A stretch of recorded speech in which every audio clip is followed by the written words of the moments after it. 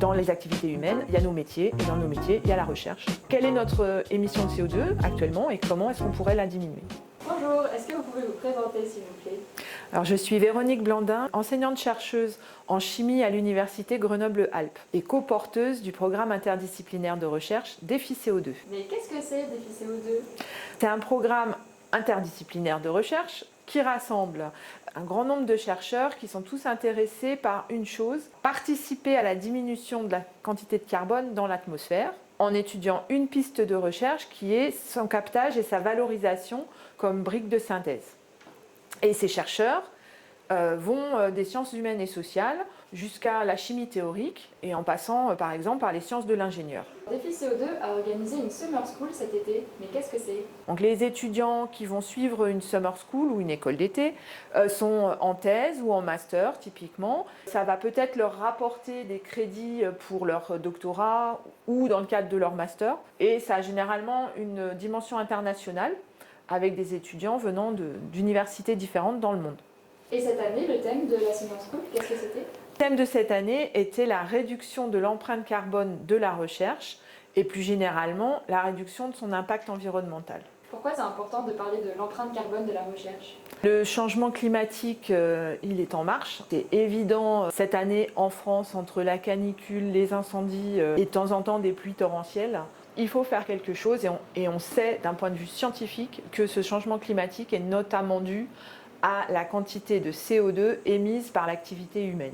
Dans les activités humaines, il y a nos métiers et dans nos métiers, il y a la recherche. Quelle est notre émission de CO2 actuellement et comment est-ce qu'on pourrait la diminuer?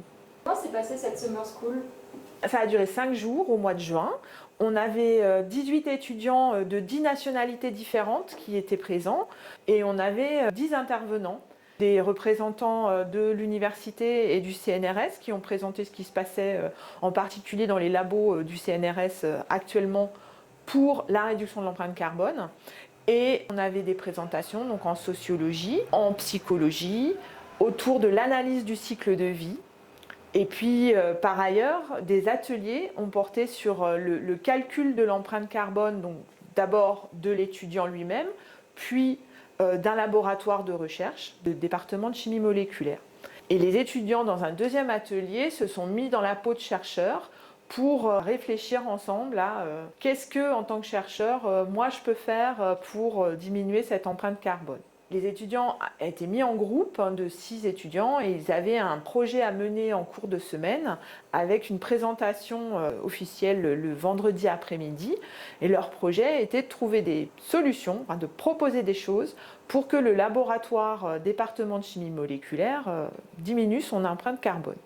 Et par ailleurs, ils ont visité une station d'épuration de manière à se rendre compte aussi de comment l'eau du robinet, l'eau des sanitaires était traitée à la fin de son utilisation par le chercheur. Et par exemple, ils ont trouvé quoi comme solution, les étudiants, pour réduire l'empreinte carbone de la recherche? Il y a une solution qui m'a particulièrement plu parce que je suis chimiste, que dans mon domaine de la chimie, on utilise beaucoup un solvant organique qui s'appelle l'acétone et qui sert en particulier pour nettoyer toute la verrerie. Après son utilisation, on a un solvant qui est sale et actuellement il est détruit. Donc là, une proposition était d'utiliser des nouveaux appareillages qui sont déjà utilisés dans d'autres universités françaises pour recycler ce solvant en toute sécurité.